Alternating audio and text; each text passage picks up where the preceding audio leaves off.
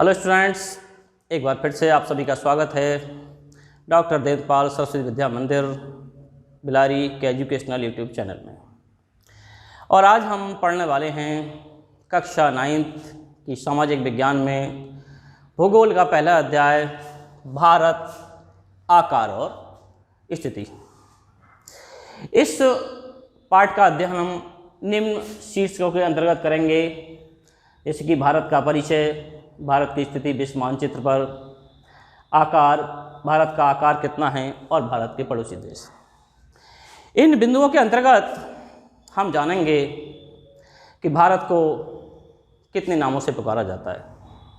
भारत एक ऐसा देश है जिसे कई उपनामों से पुकारा जाता है।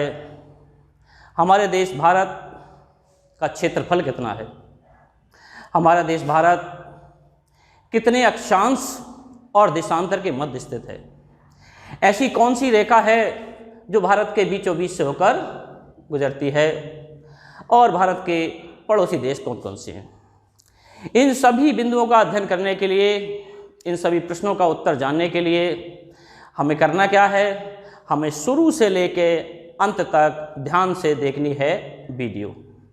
विशेष ध्यान दें सभी बच्चे, वीडियो देखते समय अपना पूरा ध्यान दें। कहीं समझ में ना आए तो रिपीट करके दोबारा देखें, लेकिन वीडियो देखना अनिवार्य है। इसलिए सभी बच्चे शुरू से लेकर अंत तक वीडियो देखते रहें, क्योंकि वीडियो में ऐसे बहुत सारे प्रश्न होते हैं जो अध्याय के अंतर्गत भी नहीं मिलते। इसलिए सभी का वीडियो देखना अनिवार्य है। तो आइए शुरू करते हैं अपना आज का अध्याय, सामाजिक विज्ञान कक्षा 9th की भूगोल का पहला अध्याय भारत, आकार और स्थिति। तो सबसे पहला हमारा जो बिंदु है वो क्या है, भारत का परिचय। इस अध्याय के अंतर्गत सबसे हम पहले भारत का परिचय प्राप्त करते हैं। तो देखिए, भारत की संस्कृति विश्व की प्राचीनतम संस्कृतियों में से एक है। भारत एक ऐसा देश है जिसके नाम पर एक महासागर का नाम भी रखा गया है। आप जानते हैं उस महासागर का नाम क्या है? हिंद महासागर।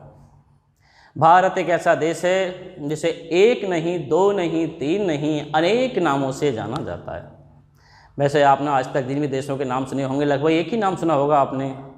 मान लो अमेरिका का नाम ले, संयुक्त राज्य अमेरिका, रूस, फ्रांस, इंग्लैंड, ब्रिटेन, और भी किसी देश लो आप, तो आपने सब लगभग प्रत्येक देश का एक ही नाम सुना होगा। लेकिन भारत के एक नहीं, अनेकों नाम हैं। आइए जानते हैं भारत के कितने नाम हैं। देखिए, सबसे पहले तो हम अपने देश को भारत के नाम से जानते हैं, भारत। दूसरा नाम हम अपने देश भारत को इंडिया के नाम से जानते हैं। हम अपने देश भारत को हिंदुस्तान, हमारे देश का एक और नाम है हिंदुस्तान। हिंदुस्तान के नाम से भी हमारे देश को जाना जाता है। हमारे देश भारत को आर्यावर्त के नाम से भी जाना जाता है, आर्यावर्त। और हमारे देश भारत को जम्बू द्वीप के नाम से भी जाना जाता है। हमने कहा था ना कि हमारे देश भारत को एक नहीं, अनेक नामों से जाना जाता है। विशेष रूप से ये 5 नामों से हमारा देश भारत जाना जाता है। इसके अतिरिक्त भी और भी नाम हैं जिन्हें हम अपने देश, जिन नामों से अपने देश भारत को जानते हैं। भारत को हम भारतवर्ष भी कहते हैं, भारतवर्ष। कुछ लोग भारत को भारतवर्ष के नाम से जानते हैं। इसको भारत खंड के नाम से भी जाना जाता है, भारत खंड। और हमारे देश भारत को सिंधु देश, सिंधु देश के नाम से भी जाना जाता है, सिंधु देश। तो देखा आपने कि हमारे देश भारत के कितने नाम हैं। लेकिन ये नाम ऐसे ही नहीं रखे, इनके पीछे कोई ना कोई कारण रहा है। जो भी नाम पड़ा है किसी ना किसी ने दिया है और विशेष कारण रहा है। जैसे कि हम सबसे पहले अगर हम भारत का नाम लें, तो हमारे देश का नाम भारत कैसे पड़ा? देखिए, महाभारत काल में एक बहुत ही प्रतापी राजा हुए थे, भरत। भरत कौन थे? भरत हस्तिनापुर के राजा दुष्यंत और शकुंतला के पुत्र थे भरत। शकुंतला कौन थी? शकुंतला एक महान ऋषि विश्वामित्र और मेनका की कन्या थी शकुंतला। उसका प्रतापी पुत्र था कौन? भरत। दुष्यंत और शकुंतला का प्रतापी पुत्र भरत था। भरत कोई सामान्य राजा व्यक्ति नहीं थे। बताते हैं कि बचपन में भी भरत इतने शक्तिशाली थे कि शेरों से कुश्ती लड़ते थे। वो बचपन में जब छोटे थे तो शेर को पकड़कर उसके दांत गिन लिया करते थे। तो जो व्यक्ति इतना शक्तिशाली, इतना ताकतवर, इतना प्रतापी था, उसके नाम पर हमारे देश का नाम क्या पड़ा? भारत। तो पहले जो हमारे भारत नाम दिया गया हमारे देश का, वो दिया गया हमारे देश के ही प्रतापी राजा भरत के नाम पर। दूसरा नाम आता है इंडिया। सभी देशों के नाम इंग्लिश हिंदी में एक से होते हैं, लेकिन हमारे देश का नाम इंडिया, इंग्लिश में लोग इंडिया कहते हैं। अभी इंडिया हमारे देश का नाम कैसे पड़ा, इसको जानते हैं।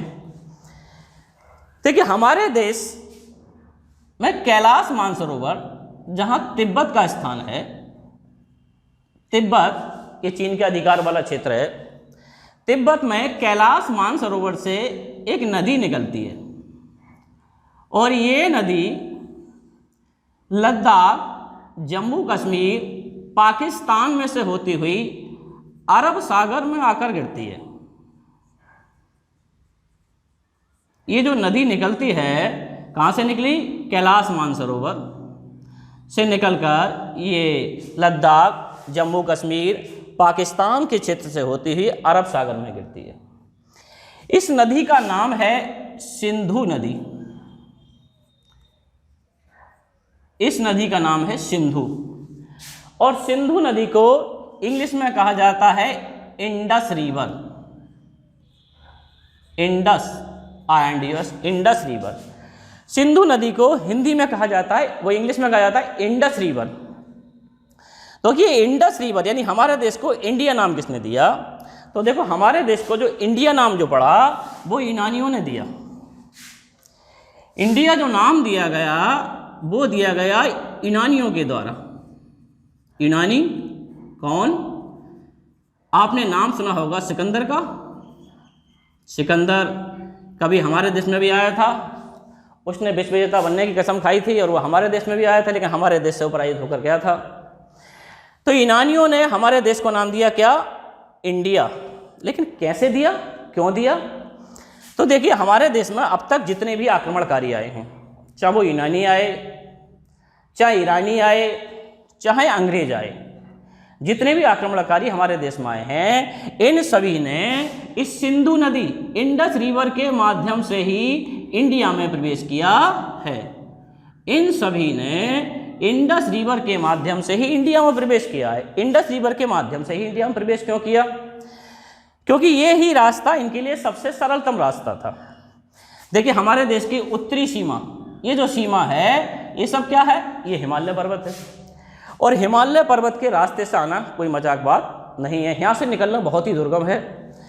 नीचे कौन है? नीचे हिंद महासागर है। हिंद महासागर के रास्ते से निकलना भी आसान नहीं है। लेकिन ये जो रास्ता है, इंडस रिवर का रास्ता, ये हमारे देश में प्रवेश करने का सबसे आसान रास्ता माना जाता है। इसलिए हमारे देश में अब तक जितने भी आक्रमणकारी आए हैं, चाहे वो यूनानी आए, ईरानी आए या फिर अंग्रेज आए, उन सब ने इंडस रिवर के माध्यम से ही हमारे देश में प्रवेश किया।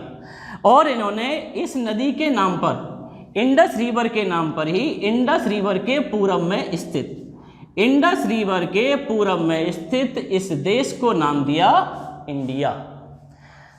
इस प्रकार हमारे देश का नाम क्या पड़ा? इंडिया। उसके पश्चात हम तीसरा नाम लेते हैं हिंदुस्तान। देखते हैं कि हमारे देश का नाम हिंदुस्तान कैसे पड़ा। हिंदुस्तान, तो देखिए, हमारे देश को जो हिंदुस्तान नाम दिया वो दिया ईरानियों ने। ईरानियों ने जो हिंदुस्तान नाम दिया वो किसने दिया? ईरानियों ने। अब ईरानियों ने हिंदुस्तान नाम कैसे दिया? देखिए, ईरानी यानी जब इस्लामी शासक हमारे देश में आए तो इनकी विशेष रूप से भाषा थी फारसी, और फारसी भाषा में ये जो हमारी नदी है सिंधु नदी, सिंधु, फारसी भाषा में से वर्ण नहीं होता। फारसी भाषा में ये जो फारसी भाषा है, इसमें स वर्ण होता ही नहीं है, तो ये स वर्ण के स्थान पर इस वर्ण का नाम देते हैं हा वर्ण। फारसी भाषा के जो लोग थे, फारसी भाषा में स वर्ण को हा वर्ण के नाम, तो इन्होंने क्या कहा, इन्होंने सिंधु नदी को नाम दिया हिंदू, क्योंकि ये सा को क्या बोलते थे, हा, और ये जो वर्ण है हमारा धा, धा, ये ध वर्ण को बोलते थे दै वर्ण, दै। तो इन्होंने इस सिंधु नदी को नाम दिया हिंदू नदी, हिंदू, और इस हिंदू नदी के नाम पर इन्होंने हमारे देश का नाम रखा हिंदुस्तान। तो इस प्रकार हमारे देश का नाम क्या पड़ा, हिंदुस्तान। आर्यावर्त एक चौथा नाम है हमारे देश का, आर्यावर्त। तो देखिए हमारे देश का नाम आर्यावर्त कैसे पड़ा। तो ऋग्वेद में यह वर्णन मिलता है कि आर्य हमारे देश के निवासी थे। आर्य मध्य एशिया से आए थे और हमारा देश भारत आर्यों की जन्मभूमि रहा लंबे समय तक, इसलिए आर्यों के रहने के कारण हमारे देश का नाम पड़ा आर्यावर्त। जो हमें पांचवा नाम मिला है जम्बूद्वीप, तो ये बहुत प्राचीन काल यानी का है, हम हमारे हिसाब में काल में 3 सतयुग, त्रेता, द्वापर, तो ये जो नाम मिला हुआ है हमें बहुत सतयुग में मिला हुआ है। रामायण में इसका वर्णन है जम्बूद्वीपे भारत खंडे, तो रामायण में इसका वर्णन है जम्बूद्वीप का। तो जम्बूद्वीप का मतलब क्या था, जम्बूद्वीप एक बहुत बड़ा द्वीप था, यानी देखा जाए तो जम्बूद्वीप समस्त एशिया महाद्वीप के क्षेत्र के बराबर था। जम्बूद्वीप, जम्बूद्वीप जो था वो समस्त एशिया महाद्वीप के बराबर का क्षेत्र कहा था जम्बूद्वीप। इसका वर्णन कहाँ मिलता है, पुराणों में। इसका वर्णन जो है वो पुराणों में मिलता है, जम्बूद्वीप का वर्णन पुराणों में मिलता है, और उस समय हमारे देश को नाम दिया गया था जम्बूद्वीप। उसके बाद भारतवर्ष हमारे देश का नाम पड़ा। तो देखिए भारतवर्ष कैसे पड़ा, संस्कृत भाषा में वर्ष को क्षेत्र कहा जाता है, और इसलिए संस्कृत भाषा के आधार पर हमारे देश का नाम पड़ा भारतवर्ष, यानी भारतीय क्षेत्र, भारत खंड हो गया। और सिंधु नदी के नाम पर हमारे देश का नाम पड़ा सिंधु देश। इस प्रकार हमारे देश भारत को अनेक नामों से पुकारा गया। तो हमने देखा कि कौन कौन से नाम हमारे देश भारत को दिए गए, कौन कौन से नाम हमारे देश भारत को दिए गए। हाँ तो स्टूडेंट्स, अब देखते हैं अपना दूसरा बिंदु। देखिए पहला बिंदु भारत का परिचय के अंतर्गत हमने आपको बता दिया कि भारत के कितने नाम हैं और वो नाम किस तरह से भारत के पड़े।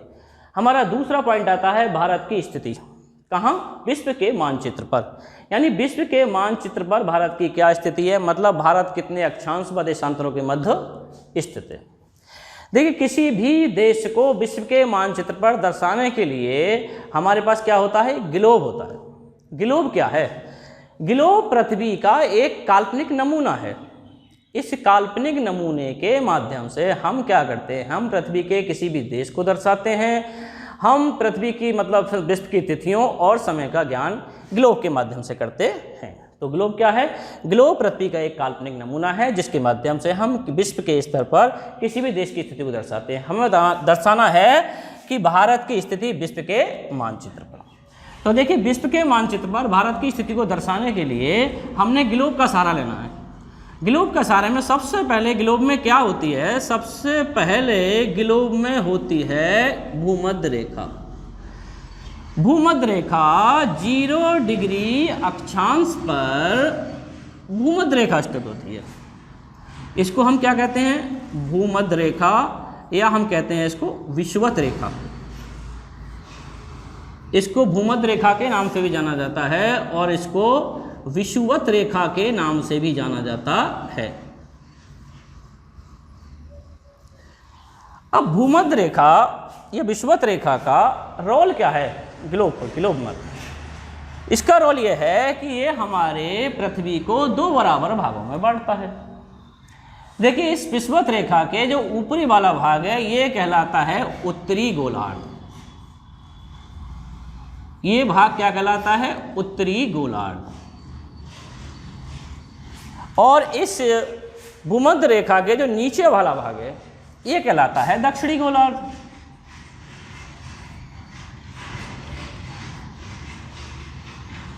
मतलब इसके माध्यम से हम ये दर्शाते हैं कि कौन सा देश कौन से गोलार्ध में कितने अक्षांशों के व कितने देशांतरों के मध्य स्थित है।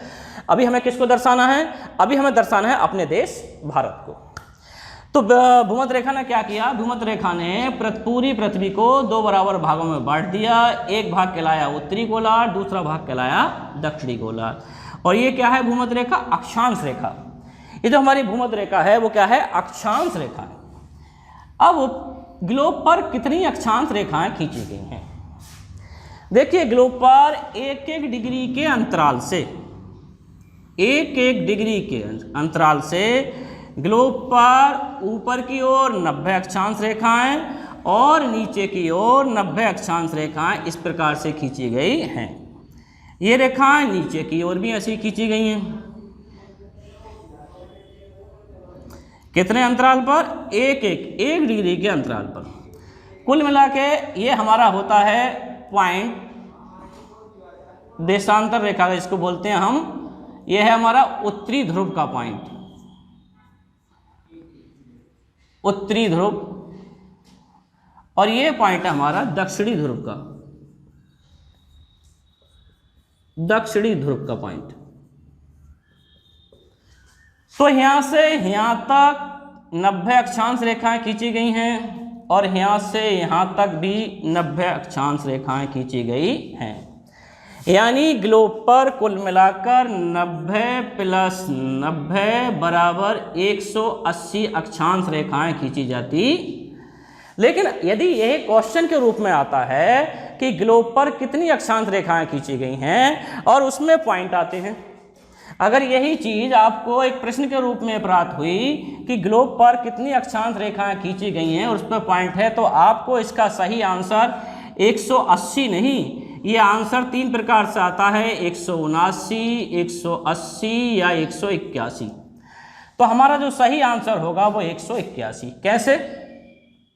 क्योंकि अभी हमने बताया कि 90 अक्षांश रेखा इधर को खींची गई हैं और 90 अक्षांश रेखा इधर को खींची गई हैं। कुल मिलाकर टोटल कितना बना था? 180। लेकिन ये जो बीच वाली रेखा है, अभी हमने जो दिखाई भूमध्य रेखा, विषुवत रेखा, जो बीच वाली रेखा थी 0 डिग्री की रेखा, 0 डिग्री की जो रेखा थी, ये भी तो हमारी एक क्या है? अक्षांश रेखा है। ये भी हमारी अक्षांश रेखा है। और जब इस रेखा को हम इंक्लूड करते हैं तो ग्लोब पर खींची गई जो रेखा है वो 181 अक्षांश रेखाएं मानी जाती हैं। 181 अक्षांश रेखाएं मानी जाती हैं।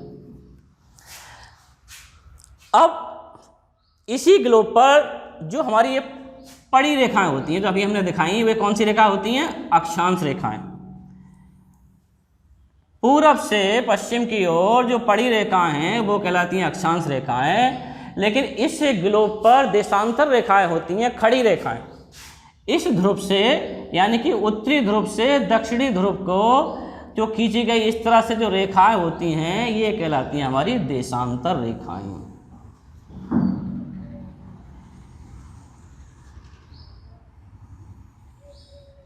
ये कौन सी रेखाएं? देशांतर रेखाएं।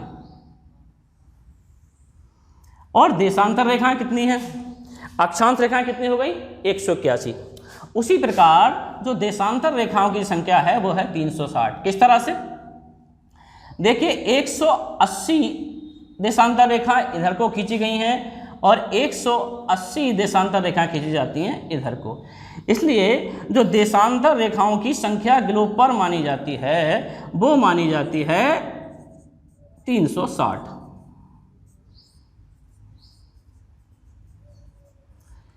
कैसे? 180 + 180 बराबर 360। तो देशांतर रेखाएं जो ग्लोब पर वो 360 देशांतर रेखाएं मानी जाती हैं। इन्हीं अक्षांश और देशांतर रेखाओं के माध्यम से हम अपने देश की स्थिति, भारत की पोजीशन दर्शाते हैं कि भारत कहाँ पर स्थित है। अब जरा दर्शाते हैं भारत की पोजीशन को कि ग्लोब के माध्यम से भारत कितने अक्षांश और देशांतर के मध्य स्थित है।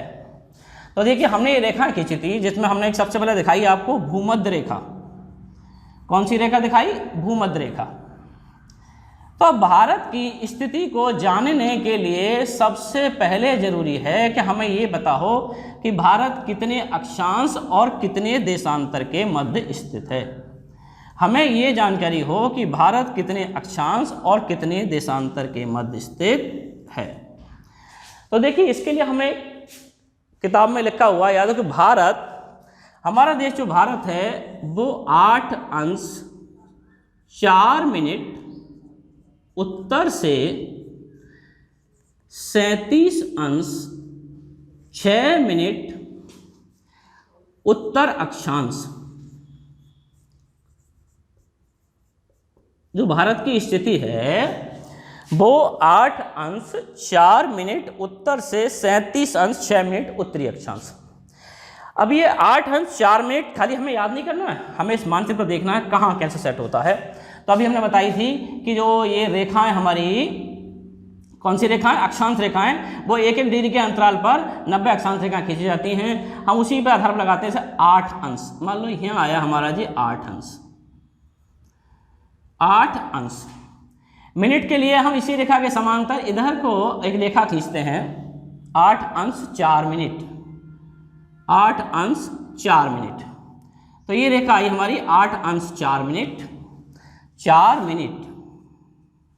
और उसके क्या है 37 अंश 6 मिनट, 37 अंश 6 मिनट। यहाँ पे हो गया हमारा 37 अंश, ये 37 अंश, 37 अंश और मिनट लिया हमने तो ये हो गया यहाँ पर 6 मिनट, 6 मिनट। यानी कि इसके बीच में स्थित है हमारा देश भारत। उत्तरी 8 अंश उत्तर से 37 अंश 6 मिनट उत्तरी अक्षांश के मध्य क्या स्थित है हमारा देश भारत। लेकिन ये स्थिति हमें केवल अक्षांश रेखाओं पर नहीं, देशांतर रेखाओं पर भी दिखानी है। तो देशांतर रेखाओं पर हम कैसे दिखाते हैं, अभी बताया था हमने कि देशांतर रेखा कैसे खींची गई थी। देशांतर रेखाएं इस तरह से खींची गई थी। ग्लोब पर खड़ी रेखाओं को क्या माना गया था, देशांतर रेखाएं। तो जिस तरह से अभी ये जो अक्षांश रेखा है वो 90, देशांतर रेखा की संख्या कितनी थी 180। यानी ग्लोब पर इस तरह से 180 देशांतर रेखाएं खींची जाती हैं। ये हमारा है मुख्य बिंदु देशांतर रेखा का। तो अब देशांतरीय दूरी कितनी है, मतलब कितने देशांतर के मध्य भारत स्थित है। तो भारत 67 अंश 7 मिनट पूरब से 97 अंश 25 मिनट पूर्वी देशांतर के मध्य स्थित है। ये यहाँ लिया तो मानिए यहाँ हो गए आपके 67 डिग्री। ये हम देशांतर रेखा को लाए, इस देशांतर रेखा के अंतर्गत हमारा क्या हुआ, भारत 67 डिग्री 7 मिनट। ये रेखा कितनी हो गई 7 मिनट। उसके बाद क्या है 97 डिग्री 25 मिनट। तो ये यहाँ पे बैठा हमारा लगभग 97 डिग्री और 25 मिनट, 25 मिनट। यानी हमारे भारत की जो स्थिति है वो स्थिति यह है कि 8 अंश 4 मिनट उत्तर से 37 अंश 6 मिनट उत्तर अक्षांश, 67 अंश 7 मिनट पूरब से 97 अंश 25 मिनट पूर्वी देशांतर के मध्य स्थित है। मतलब बताना ये चाहते हैं कि अक्षांश रेखाओं के माध्यम से या अक्षांश रेखाओं के आधार पर हमारे जो भारत की स्थिति है वो उत्तरी गोलार्ध में है, ये कहलाता है उत्तरी गोलार्ध। लेकिन देशांतर रेखाओं के माध्यम से हमारे देश की जो स्थिति है वो पूर्वी गोलार्ध में है। कौन सी गोलार्ध में है, पूर्वी गोलार्ध में। एक रेखा 23.5 डिग्री की, जिसे हम बोलते हैं कर्क रेखा, कर्क रेखा। ये जो रेखा है वो 23.5 डिग्री अक्षांश पर स्थित है, कर्क रेखा। अब कर्क रेखा क्या करती है, कर्क रेखा भारत को 2 बराबर भागों में विभाजित करती है। 23.5 डिग्री अक्षांश पर कर्क रेखा है विषुवत रेखा के समांतर, और नीचे को दक्षिणी साइड में 23.5 डिग्री पर ही स्थित है मकर रेखा।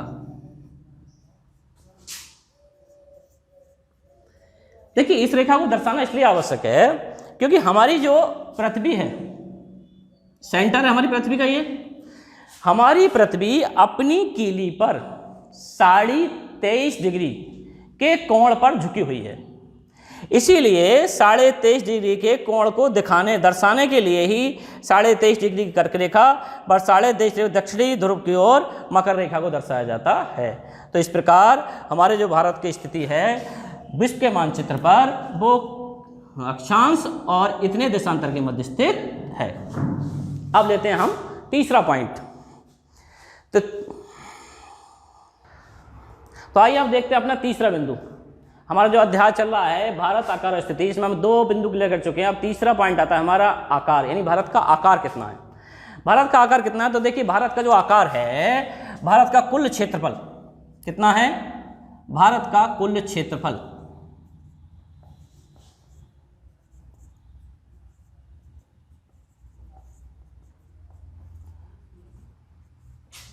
32.8 लाख वर्ग किलोमीटर है। आकार की दृष्टि से देखा जाए तो हमारे भारत का जो कुल क्षेत्रफल है वो 32.8 लाख वर्ग किलोमीटर है। इसकी जो स्थल सीमा की लंबाई है, कुल मिला के कुल स्थल सीमा, इसमें कुल स्थल सीमा की लंबाई है 15,200 किलोमीटर। ये कुल मिला के स्थल सीमा की लंबाई है। अब आती है समुद्र तटीय सीमा, जो अंडमान से लक्षद्वीप तक है। तो जो समुद्र तटीय सीमा है उसकी कुल समुद्र तटीय सीमा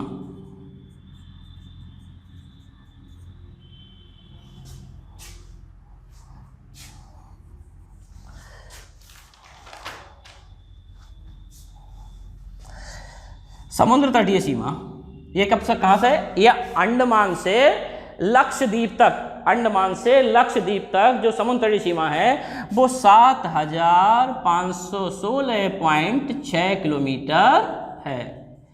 यह इसकी समुद्र तटीय सीमा। तो भारत का कुल क्षेत्रफल कितना हो गया, 32.8 लाख वर्ग किलोमीटर। स्थल सीमा हो गई 15,200 किलोमीटर और समुद्र तटीय सीमा हो गई 7,575, ठीक है, 7,516.6 किलोमीटर। ये हो गई, इसकी हो गई 7,516.6 किलोमीटर क्या हो गई, समुद्र तटीय सीमा। अगर हम भारत की कुल लंबाई यानी कुल पूरब से पश्चिम दूरी को देखें, पूरब कहां, पूरब से अरुणाचल प्रदेश, पूरब में अरुणाचल प्रदेश,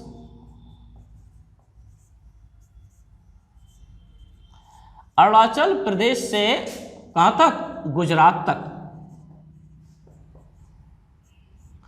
पूर्वी सीमा यानी अरुणाचल प्रदेश से गुजरात तक जो कुल दूरी है कितनी है, 2,933 किलोमीटर, 2,933 किलोमीटर। और ये लंबाई कौन सी, जम्मू कश्मीर से कन्याकुमारी तक, जम्मू कश्मीर से कन्याकुमारी तक जो हमारी कुल दूरी है भारत की सीमा की, वो कितनी है, 3,214 किलोमीटर। तो ये क्या है, भारत का कुल आकार है। अगर क्षेत्रफल की दृष्टि से देखें हम तो भारत का विश्व में 7वां स्थान है। विश्व के कुल क्षेत्रफल की दृष्टि से, विश्व का कुल क्षेत्रफल की दृष्टि से भारत का विश्व में 7वां स्थान है।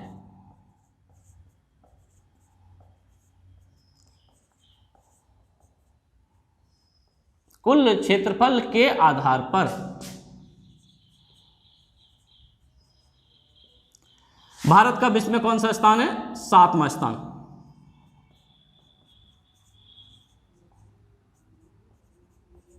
तो जब भारत का विश्व में 7वां स्थान है तो जो इससे बड़े देश हैं वो कौन कौन से हैं। देखिए क्षेत्रफल की दृष्टि से देखा जाए तो सबसे पहले नंबर पर आता है रूस। रूस का क्षेत्रफल की दृष्टि से रूस का पहला स्थान है, जिसका कुल क्षेत्रफल है 17.9 वर्ग किलोमीटर। दूसरे नंबर पर आता है कनाडा। क्षेत्रफल की दृष्टि से कनाडा का कौन सा स्थान है, कनाडा का दूसरा स्थान है, 9.98 वर्ग किलोमीटर। तीसरे नंबर पर आता है संयुक्त राज्य अमेरिका, यानी क्षेत्रफल की दृष्टि से संयुक्त राज्य अमेरिका का तीसरा स्थान है। कहाँ, पूरे विश्व में संयुक्त राज्य अमेरिका कौन सा स्थान है, तीसरा स्थान, और ये कितना है, 9.83 वर्ग किलोमीटर। नंबर 4 पर स्थान आता है चीन का ये कितना है 9.60 वर्ग किलोमीटर। और नंबर 5 पर स्थान आता है ब्राजील। ब्राजील कुल क्षेत्रफल की दृष्टि से ब्राजील का विश्व में 5वां स्थान है, कितना 8.51 किलोमीटर। छठा स्थान है ऑस्ट्रेलिया का। ऑस्ट्रेलिया का छठा स्थान है, इसके पास विश्व के कुल क्षेत्रफल का 7.69 वर्ग किलोमीटर क्षेत्र आता है। और हमारे 7वें स्थान पर हमारा देश भारत। भारत के पास कितना क्षेत्र है 3.28 वर्ग किलोमीटर। तो यानी कि क्षेत्रफल की दृष्टि से देखा जाए तो भारत का विश्व में 7वां स्थान है क्षेत्रफल की दृष्टि से। तो हमारा ये पॉइंट पूरा हुआ कौन सा, भारत का आकार। अब चौथा पॉइंट आता है भारत के पड़ोसी देश।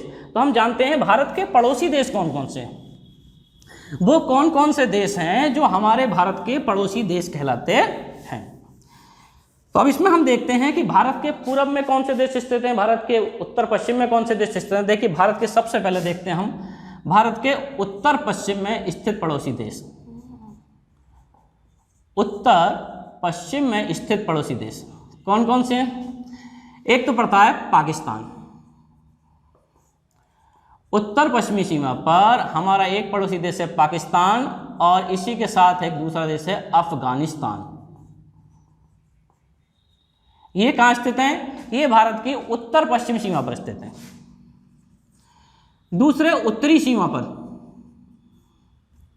भारत की उत्तरी सीमा पर जो स्थित पड़ोसी देश है वो कौन कौन से देश है। देखिए इसमें हमारा एक देश है चीन, ये भारत की उत्तरी सीमा पर स्थित है। इसी में दूसरा देश कौन सा है, भूटान। भूटान भी भारत की उत्तरी सीमा पर स्थित है। और एक देश और है नेपाल। ये जो तीनों देश हैं ये भारत की उत्तरी सीमा पर स्थित है। अगला देश आता है तीसरा, कौन सा, पूर्वी सीमा पर। तो देखिए भारत की पूर्वी सीमा पर स्थित पड़ोसी देशों के नाम म्यांमार और बांग्लादेश। ये जो देश स्थित हैं वो भारत की पूर्वी सीमा से सटे हुए देश हैं। और अभी एक सीमा और बची हमारी